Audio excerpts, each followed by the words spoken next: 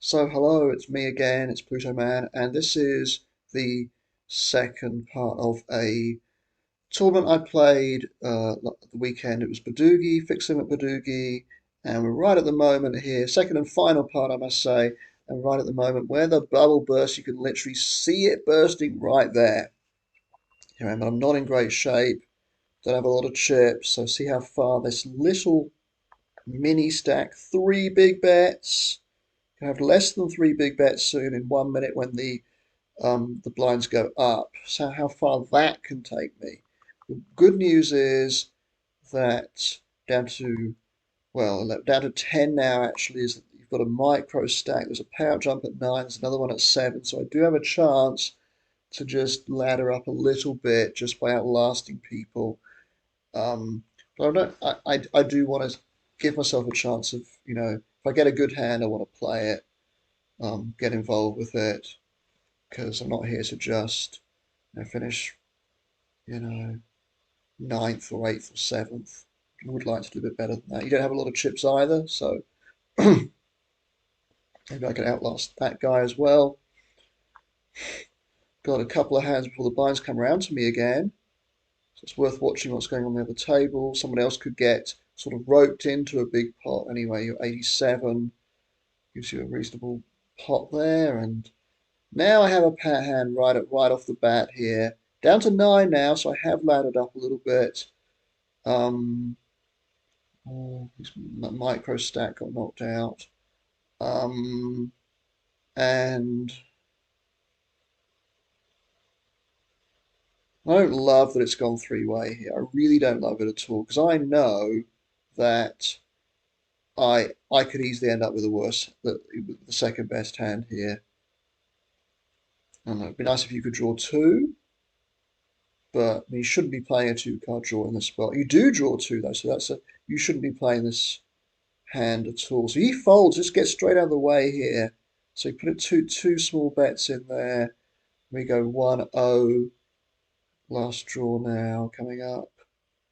And he just folds. This is very, very nice. So I was really surprised that we didn't even get to see the last draw there. And so on the turn I bet and he just folded. So I get I more than double my stack there. Um, Obviously there's a chance that one of them was going to hit. But with him drawing two, that chance went down a little bit significantly in his case. So even though he's raising very, very wide, I have to get rid of this three-card draw here. I've got basically bugger all. So he's down to 1100, 2-1, now 1-0. So he's got the best of it here by the looks of things. Still drawing, and you've got an absolute monster. You were drawing dead there.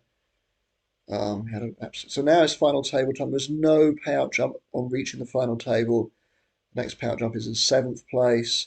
I'm actually in 5th place. So a couple of people here, not a lot of chips. I've just that double up there, slightly more than a double up. It's put me sort of back in some sort of contention if I can just get a couple of hands. So you've got Vlad here, and he's Pat here. And I wonder, oh, but now you're Pat as well. It looks like you might end up with the best hand. Let's see. Let's see how this one plays out. Ooh, last draw now. And he does end up with the best hand, 8-6-5-1. It's a pretty strong hand. Down to 7 now, so another little pay jump there. Will call a raise here. And Balloon, I just raised myself. I feel I need to do this with any one card draw that I decide to play as a one card draw to not tip off my hand. Unfortunately, I completely miss here, and I could come out and bet. I'm being pretty passive here, aren't I? Check. Could bet now. I decide not to. Try and hit something on the river. If he bets, I'm just going to fold. He decides to check, and I decide to fire out a bet here. And he folds. So that's a complete bluff, obviously. It's possible that he actually had a worse hand. Probably not, just because there aren't that many worse hands than that. But so he's in under the gun +1. Kildare aces. Again, I don't know if that's a pun. Like, kill their aces. I don't know. So, two tiny stacks now. Are any or either or both of them going to survive? Let's see. If you could eliminate both of these, then that would mean we're down to five all of a sudden. Amazing how this sort of thing can happen. No, you survive. You actually survive as well, but you actually win a decent pot there. A reasonable pot, I suppose. So I actually want to keep the four of clubs here because, but then I just decide to fold because my 8-4 against your range is not very good at all. And he's Pat actually.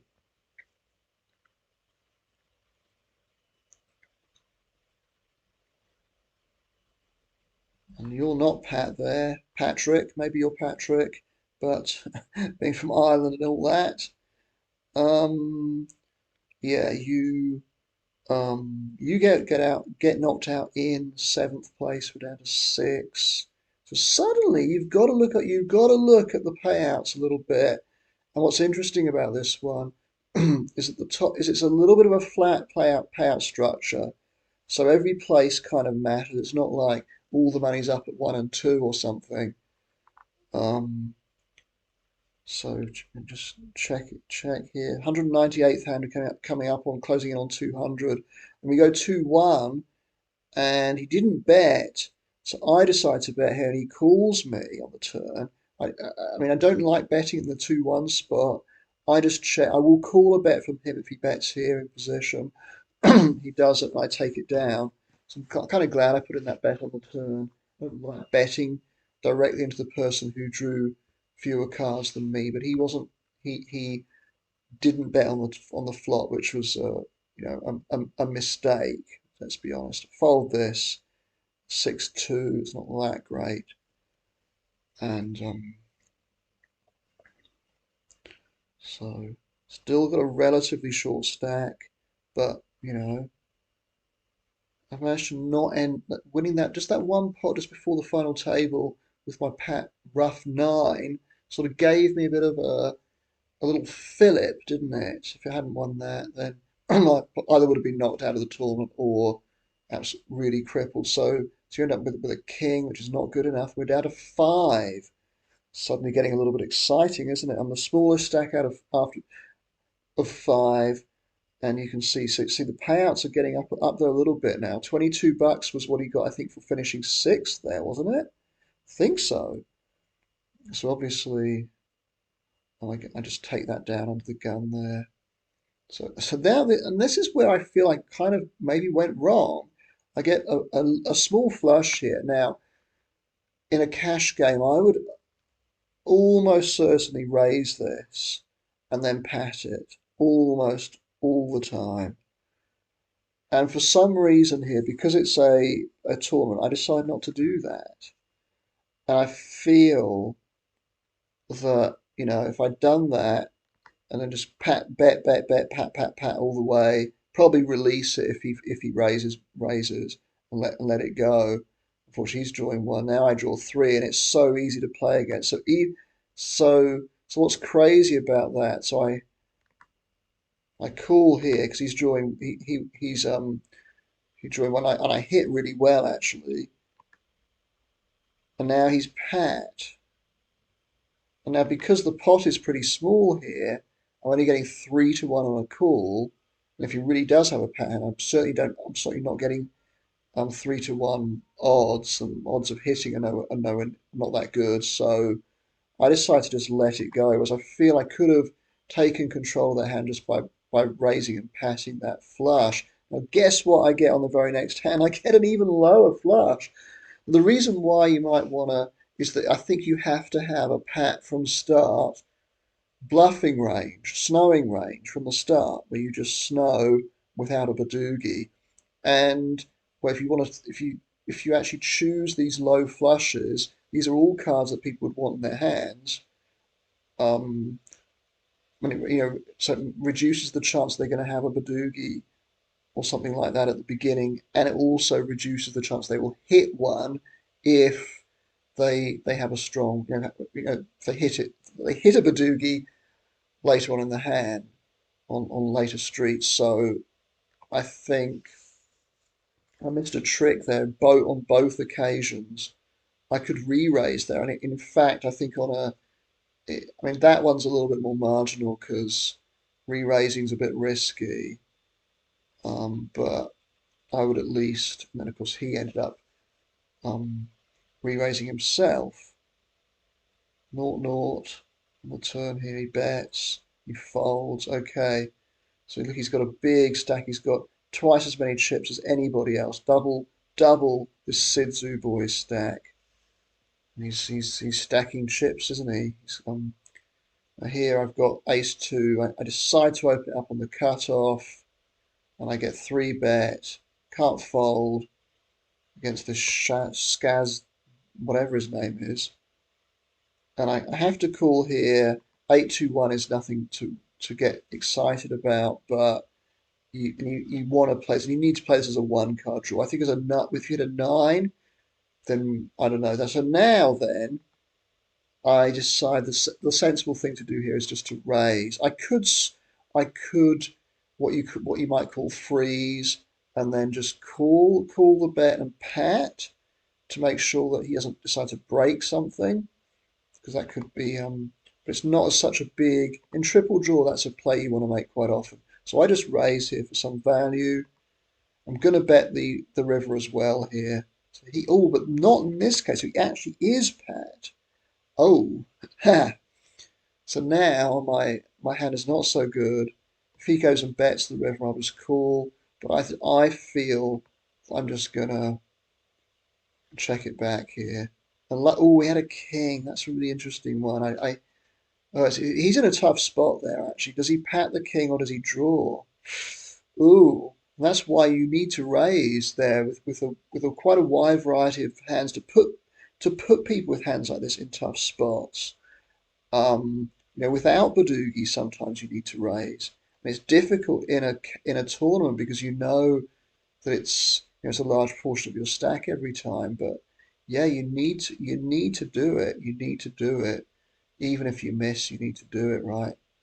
Um, take advantage of having position there. So it turned out I didn't have the best hand, and I actually move up to second place as a result of that. So it can all turn around pretty quickly. I have enough here to open just about, and again I face a re-raise. He's almost going all in here by the looks of things. He's probably going to commit himself here. And look what I hit here. I decide to check here, go for the check raise. Feel he's going to bet. He's just going to get it all in here. And he re-raises, so it's possible. He's got a better hand than this. It's always possible, but he's just he's probably just getting it all in now. So I just oblige, put him all in. Um, he draws. He draws right. And he's got 6-3-1. So he had a very strong draw there. So I eliminate him. I'm in clear second place now. So out of nowhere, pretty much, I've got all these chips. Decide to fold there. Sensible, I think.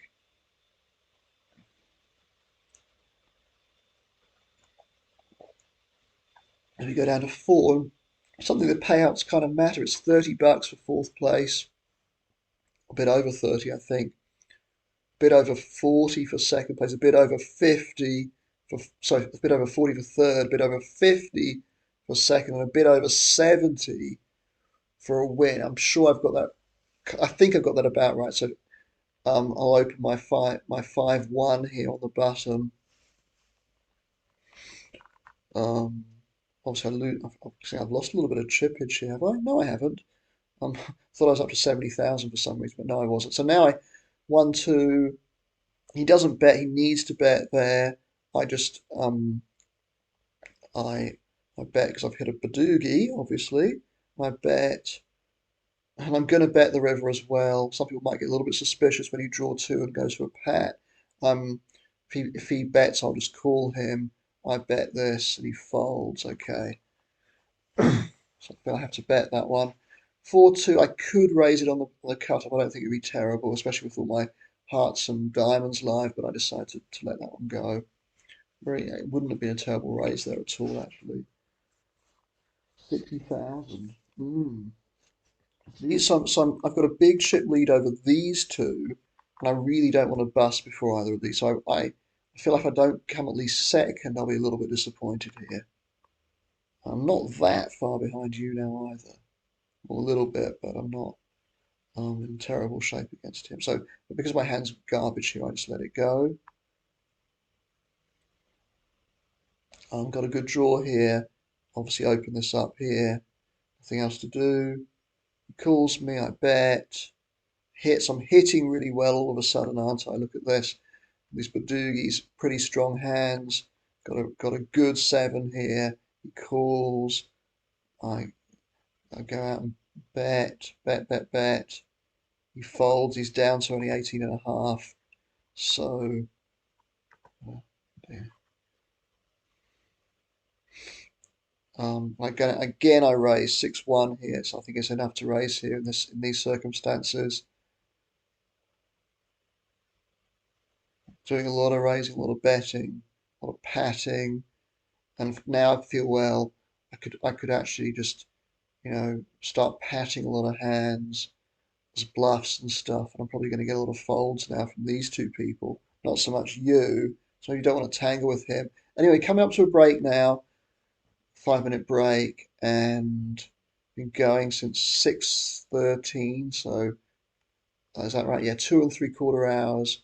It's not that slow actually. It's I remember when these used to take 4 hours, but that's when the fields were 4 hours plus sometimes. That's when the fields were larger, even with these 8 minute levels. I guess that's why they only have 8 minute levels, but still prefer them if they were 10 or 12, to be honest. So you can see what's happened. It's been a meteoric rise, really, running really well. Don't don't forget, have been running pretty well. Yes, so it's 22 for sixth, with 28 bucks for fifth. I think it must be something like 33 for fourth, then 40, 42 or something for third. So it's pretty. It's a relatively flat structure. This you can see. It's flatter than normal, flatter than average. So I'll count down the final few seconds before we get back underway. This is where the rubber meets the road here, isn't it? Rubber hits the road. These last sort of four. People always think about, oh, how annoying! I just bubbled it, or I only just min cashed, or whatever. But all of that stuff is kind of is it's it matters because those tiny little caches you do or don't get, they do all add up because you get a lot of them. But what really matters is what you do in this spot. So I've got the three and the two on in the cutoff here. Got all my hearts and diamonds live, which is really nice. So I've also got a four blocker. So I've got a pretty good two card draw here. And what happens? It's the first hand back after the break. And he calls, draws two, so we go 2-2 to the first draw. I miss. We'll call a bet from him. He doesn't bet though. Two again. This time he bets. I have to raise him here. Have to raise him. He calls. And do I bet the river here? I think I should bet the river because, I've actually hit pretty well. He folds, right? So I've actually taken the lead. I didn't realize that happened at this point, but it did. I actually hit the lead here. Very, very close though. So now I'm feeling very good about things. I feel if I can just continue to run well or even run moderately well, I'm in with a good shout of actually winning the tournament, at the very least coming second. So, and again, I've got a good one card draw here. Um, and what do I do here though? I actually fold, which is interesting. I wasn't sure that I'd done that, but well, that might be a bit tight, It might be a little bit tight there. I just feel there's not been a lot of three betting. And if I'm the problem I'm facing here is three-way with a hand like this is that say someone's got a pat 8, pat 9, pat 10, whatever. The other guy's got 5-2-1, and I've got my 7-5-3. I don't want to make my 7 my sort of medium 7, if such a thing exists, and then have somebody else go and beat that hand. That's the problem. That's what I'm not so keen on. That's why I folded, I think. So you are Pat, and you're drawing 1, bet. And I wouldn't mind if this guy gets crippled here, actually. Um, but let's see. I don't know. I don't really mind either way how this turns out. I might actually prefer it if you lose a few chips here too. I don't think I really mind what happens on this hand. So he calls, and again final draw. He has 10-9, so he has a rough 10. Um, I don't know. Did I get to see what the other guy had? I don't know whether I did. Probably should have done. It's under 10,000 now though. Decide to call. Yeah, I decided to draw 2 here. I think keeping the 10 would probably be a mistake. Gonna call a bet here. 8-7-1. Eesh. Oh wait, I actually fold. Ooh, okay, so I am being a little bit tight, aren't I? Again, it's the fact that it's three-way and I don't want to make it a rough 8 and it ends up not being the best hand. I think that's what it is. Maybe the seven draw there, I was too tight. Maybe here I'm too tight too. Also, I've been playing a lot of hands. I don't feel I need to get involved with every damn hand. 5-3, I have to raise this on the button. 2 to a 5, got to always raise it on the button, I'd say. Um, got a clean draw, I don't block any of my outs. Unfortunately, we go 1-2, so he doesn't raise, doesn't re-raise. I go and hit really well here, so I hit 5-3-1. This is a 1-1. I go and bet this again, just for pure value, and we go 1-1 again.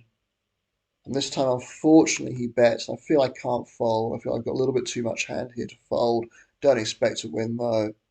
He's got an absolute monster. He's got number 7. So lose a little bit of ground. And he creeps up here to 39,000. Yeah. Suddenly, he's sort of a bit of a force now, which he wasn't just as a result of that hand.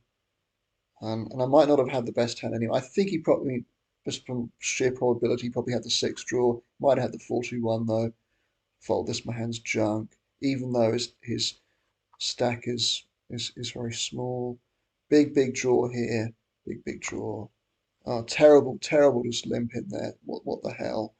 I bet he calls. I raise, he calls. I keep betting. I've got to keep betting this. He raises. I can't get away from this. He's drawing. Oh, he's drawing 2. I expect him to be pat, right? That's so ridiculous. That's so ridiculous. But then he's just committed now, isn't it? He draws 2. So, yeah, there are situations when you want to draw 1 and then draw 2. For instance, you have like 10-7. Oh, I'm trying to think of something here where you draw 1 and then draw 2. Okay, 10-8-2. If you ever drew 1 to 10-8-2, or 10-9-2 would be an even better example. 10-9-2. You then improve to 10-2 ace or 9-2 ace. Well, then you might actually want to um, draw 2 to your 2 ace, your ace 2, right? And ditch the 9 and the 10. That is when you could make that play, and I have done that for sure. Anyway, I don't improve, but neither does he, or from what I can tell, and my 5-4 ace is enough to win that pot, and we're now down to 3. But look, we're not that far apart. So I've got 70. He's got just over half of that. He's got over 84,000. So don't raise this. So three-handed now. 40 bucks. It's over 40 bucks for third place, and 70 for a win. Just over 70 for a win. Now this is interesting. He hasn't been that aggressive before the draw. I decided to 3-bet. I feel I have to 3-bet with this. 7-2-1. and I've got position on him. I can also improve my three card hand here to 3-2-1, 4-2-1, 5-2-1, that sort of thing as well. So it's a strong hand. And now he caps, and unfortunately he's pat, and I miss, and I call. He's pat here, miss again, and this is the worst possible things. I've got a bluff catcher here, and I decide to try and bluff catch, and he's got a pat nine, so I just run a bit cold there. He's got a big pat hand, and I couldn't get away from a queen there on the river. And maybe I should fold there, but I'll let this go. So he's got six figures now, running really well. 8-6-1, have to open this up. Okay, go 1-1. I bet this because I've hit a BADUGI, which is very nice. No, it's not a world beater. Um, right, keep betting. Maybe I don't bet this on the river. I don't know. Oh, I do bet it. I think that's a good play actually. Um, Notice I'm betting a lot of my sort of mediocre BADUGIs on the river. I always like to do that if I possibly can, if I think people are going to be snowing. So again, he's he's not he's limping in with a lot of stuff. It's weird. He seems to have a pretty good record in these tournaments, but he makes a lot of plays that I'm not a fan of. So he draws one. So limping there and drawing one, I think is particularly bad anyway. But it means that I might be raising here, and I don't have an advantage against him at all. He could even have a hand as strong as what I've got. So I just call here. He bets into me. He's pat. That's what it be. At least he and I fold right. So he's down to 24,000. So I'm thinking, can I outlast him at the very least? Decides a fold here, a little bit of a tight fold, I suppose. But he draws 3 and 2, so yeah, could have could have at least seen the draw there, I think.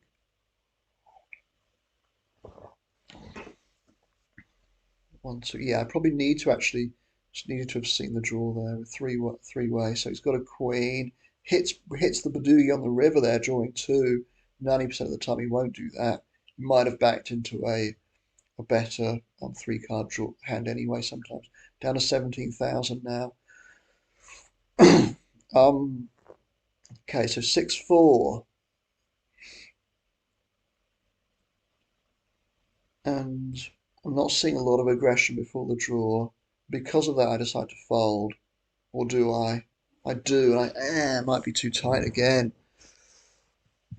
But maybe not. One for you, none for you. It's a chance he's going to get eliminated here. Um, so anyway, bets though. Go to the river. Last draw.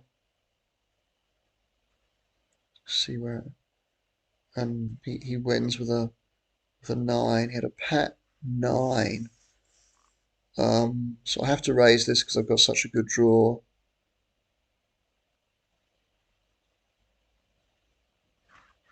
And I'm going to keep betting this.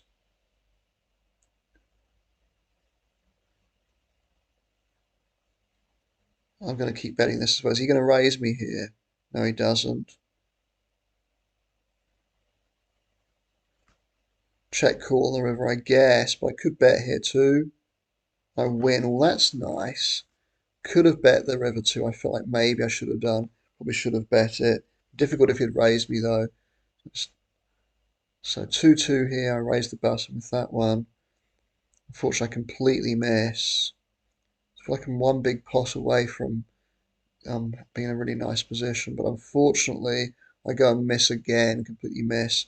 So ooh, it's been lots of little ups and downs here. Got a really fantastic draw here. I raise it up as I should do. 1-1, so my favourite clearly. Hit a blocker. Oh, so is he gonna? I'm not always gonna bet this. And what's he going to do? Now he check raises me, and it's a really difficult one, this, because I've really just I've got a bluff catcher. I decide to attempt to bluff catch, and he had such a ropey draw. His draw was horrible, absolutely horrible. And I ended up paying him off there. It's really difficult, that one. So I just fold here. Whether I should fold the river sometimes. I just feel like 4-2-1 is a little bit too strong to fold the river. If I had like 5-4-2 or something, which I probably would have also bet on the turn, I could have got away from it, I think. Got to have some bluff catchers, you know. Got to have some bluff catchers. I raise this up just for value. I can back into something pretty strong. He's drawing two anyway. Go and bet this. Two again. Bet again. It's not happening for me, is it? Look at this. And he's pat. Completely miss. So, because I completely missed, I'm not going to try and bluff catch there, but you never know. You never know what he was doing. This time I've got a pat 8. And of course he folds. And that's just the way it goes sometimes, right? So he's got a ton of chips. I still have a lead against him, though. That's the thing. So dearly love to get up into second place here.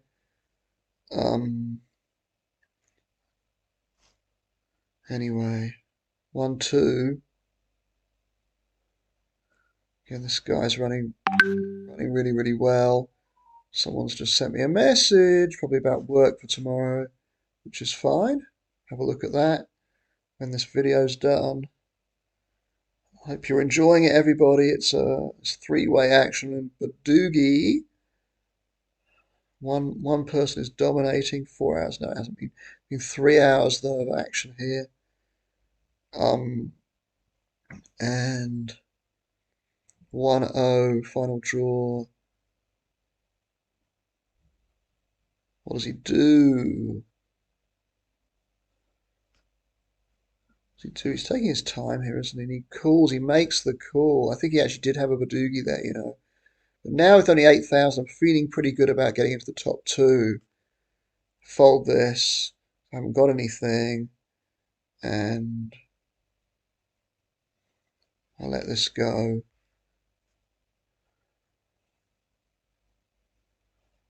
I fold this. I could raise it. It wouldn't be horrible to raise that, actually. That's marginal. If I was in the position of having lots of chips, like Mr. Baloo, I would have raised it. See, I'm dropping down a little bit, just blinding out here. Same here, I'm not going to get involved. Yeah, so this one I'm going to raise though. Draw two. Think I know what's going to happen here. 2-2. A raise. Well, maybe I'm wrong. What did actually happen? What actually happened?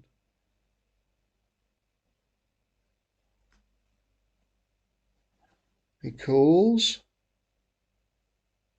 I bet again. And he calls, and I win a big pot there, and I feel much better about life as a result of that. I'm thinking, oh God, I can at the very least make sure I finish second now. Maybe, you know, still win the damn thing. So he ends up going all in here. And he's gonna have to hit here. And he does. Whoa, he hits a 7 on the river to stay alive. Wow. And gosh. And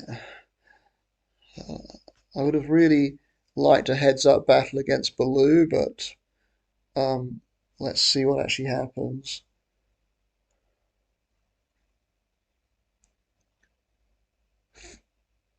I feel like I played pretty well actually in the head in the short-handed play. I feel like I've acquitted myself well. I just things haven't always gone according to plan. Here we go, 1-1 is it? 2-1, so I'm gonna have to bet this. Now I could turn this into a snow. I probably should have done here actually. feel like now looking back, I probably should have made turn it into a snow. I don't play this enough to get into these sort of situations. I wish I could play it every day. 6-2-1. Damn, maybe he would have folded earlier on when he was still drawing two. So I feel it's a little bit awkward this because he hasn't been very active. I'm going to draw two here and call two, two. How many from him? One. I don't run especially well here. I don't I don't hit especially well is what I meant to say. He's checked, which is terrible. He has to bet there. Gotta bet there. Absolutely 100% of the time. So now I hit a really big hand. I decide to bet because he hadn't been betting before. And I just come out and bet here. Gets all his money in. He's got a damn seven, would you believe it? Would you believe it? So he underplayed his hand there, and nothing I could have done about that one, right? Absolutely nothing. I go and hit 8-6 right on a two-card draw, and it's not good enough. Dear me. Ugh, big sigh there. Ugh, big groan, actually. 8-4-1. He folds. Yeah, that was a real killer hand for me, that one. Uh,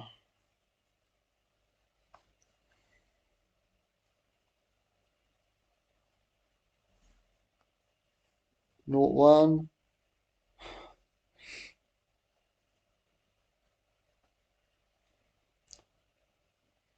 The second draw here. He gets raised. He folds, so we're kind of close in chips again. I feel I could still make second place. Let's see. What do I decide to do here? Does he re-raise? Decide to call. What do I decide to do? Draw one, draw two. I think they're both viable here. Draw one. Completely fail to hit. Um,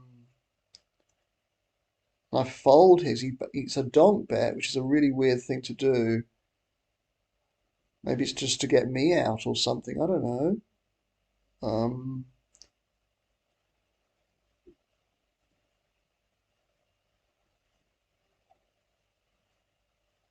he bets here and folds. It's almost like a chip dump kind of thing, that is. Anyway, things are not going very well for me here. Very few chips now. It's been a fairly long three-handed session, this, I must say. It's been, forgotten how many hands we played. It was a lot of hands, three-handed.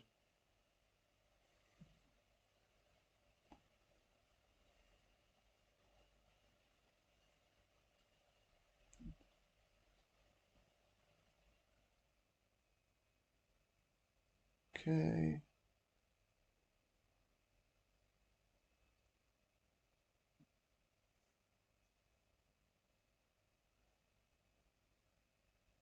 And that time he actually has, so it's a Jack BADUGI on the river here. Ooh. Okay, I'm just not getting any hands at the moment, so I'm not playing many hands because I'm being pretty card dead right now.